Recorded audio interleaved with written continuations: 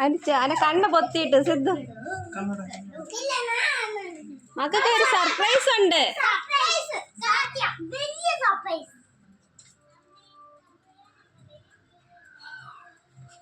കണ്ണിങ്ങനെ പൊത്തിക്കൊട്. വാ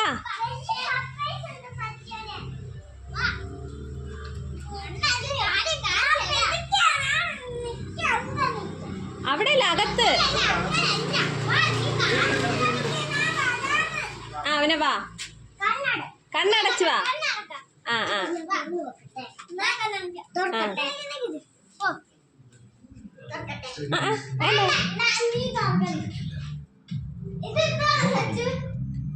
തുറന്നോക്ക്.